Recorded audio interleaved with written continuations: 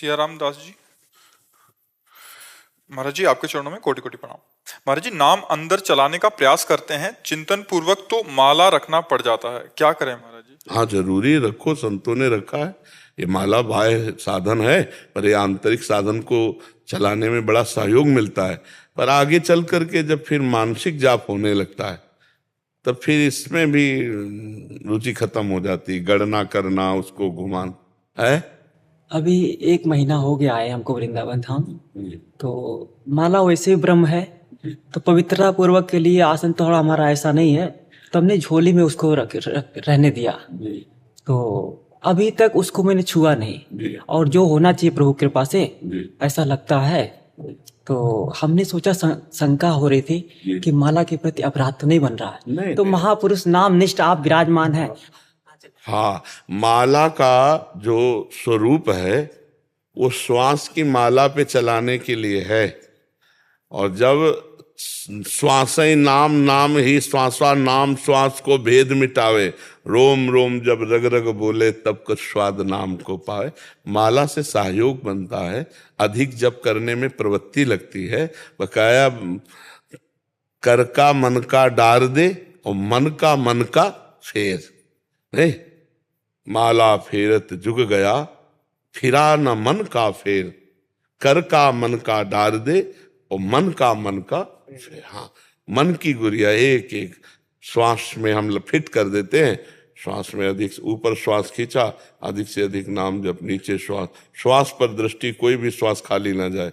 पर ये हम प्रारंभ में विनय करते हैं कि सब साधकों को माला लेना चाहिए, क्योंकि उससे अधिक रुचि बढ़ती है। संख्या में अपना देहाभिमानी जीव स्वभाव है ना, तो आज 10 जपा तो कल 11 जपेंगे, पर ये प्रारंभिक है। जब आगे बढ़ता है नाम जप, तो फिर गणना खत्म हो जाती है और फिर ध्यानस्थ हुए उसी नाम में डूबे चल रहा है। गिने ठाकुर जी, अब हम जप रहे हैं। ठाकुर जी गिने, अब हम जप रहे हैं।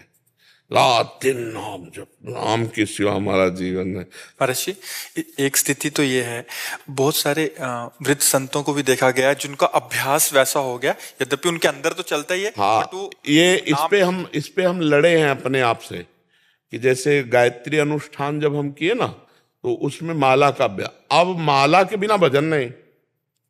भजन करना तो पहले माला लाओ। माला के तो काफी दिन तो अंगुली केवल चली है, माला नहीं रखा, केवल अंगुली चली अभ्यास में। वो भी एक अभ्यास है, ये भी एक अभ्यास है। बहुत जोर का अभ्यास है। पूज्य चंद्रशेखर बाबा को अस्पताल में ले गए तो उन्होंने कहा कि माला हटाओ। उनका माला नहीं हटेगा, तुम्हें दवा करनी करो, नहीं मत करो। चूंकि गुरुजनों के द्वारा होता है, जैसे हमारे पूज्य सदगुरुदेव भगवान, तो माला वगैरह ध्यानस्थ बस उसी मंत्र उसी नाम में, तो वही फिर आता है। जैसे हम बड़ों को देखते हैं, महापुरुष जिस मार्ग में चलते हैं वही मार्ग होता है। महाजनों गतेन सपन था, तो वैसे ही, और वैसे ही आनंद की अपने खुद अनुभूति देखो। बाहर से माला की पूर्ति होना, सुमेरु को घुमाना, प्रणाम करना, संख्या पर, अंक पर, तो ये बहिर्मुख वृत्ति आती है ना, अब इसमें छोड़ दिया। अब वो चल रहा है, निरंतर चल रहा है। सामने मंत्र नाम चल रहा है, अंदर से उसे हम पढ़ रहे हैं, कान से उसे सुन रहे हैं, पूरी तन्मयता उसी में है। अब कितने हुए, अब ये भगवान जाने। कितना जप करते हो, कुछ नहीं। पूरा जीवन भगवान को समर्पित, कोई संख्या नहीं, कोई बोल नहीं सकते कि आप कितना जप करते हैं। पर प्रारंभिक साधक का जिसका मन ना लगता हो, उसको जरूर माला से करना चाहिए। नहीं, माला से विशेष लाभ होता है। विशेष लाभ की नाम जप में रुचि बढ़ती है, संख्या में रुचि बढ़ती है। पर एक स्थिति होती है जहां आकर के ये सब राधे राधे, एक बात केवल रह जाती है, बिसरी हो ना बिसारी हो, यही दान मोहि देव। हर समय वो अखंड स्मृति में, वो गणना कौन करे। वो हर समय सोच में है, तो पवित्र है, तो किसी भी स्थिति में है, नाम नहीं छूट सकता। अब सोच में माला तो नहीं रख सकते, और अगर माला का अभ्यास है तो फिर उस समय मन माला में लगेगा। जल्दी नहा ले, माला करना है, और हमको उसी में डूबना है।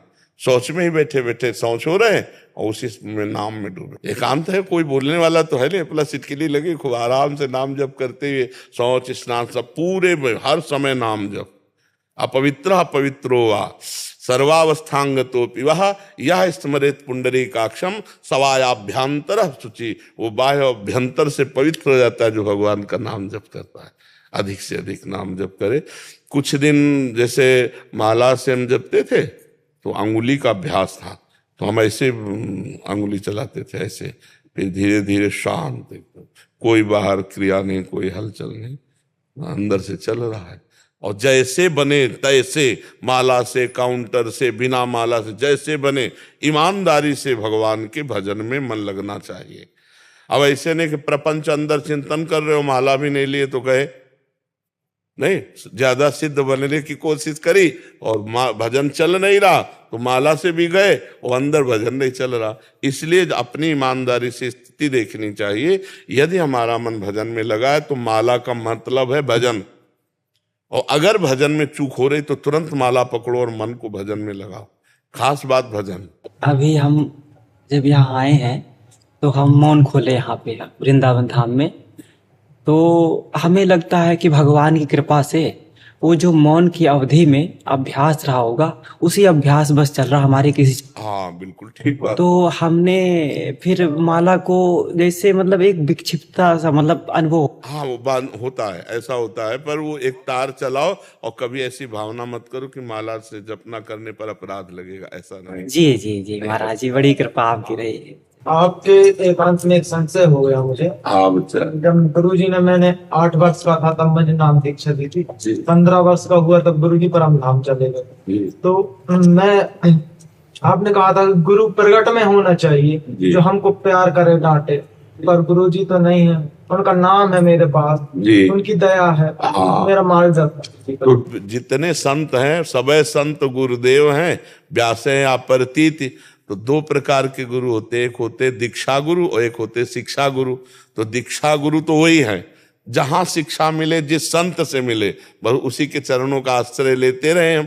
मान लो हम जहां सुना, हमें अच्छी बात लगी, पकड़ ली बात, ये गुरुदेव की बात है। फिर वहां सुना, वहां भगवान की बात मिली, पकड़ ली, गुरुदेव की बात है। 24 गुरु बनाए दत्तात्रेय जी ने, शिक्षा गुरु, शिक्षा ली ना 24 जगह से। तो हमें जब तक भगवत तत्व का पूर्ण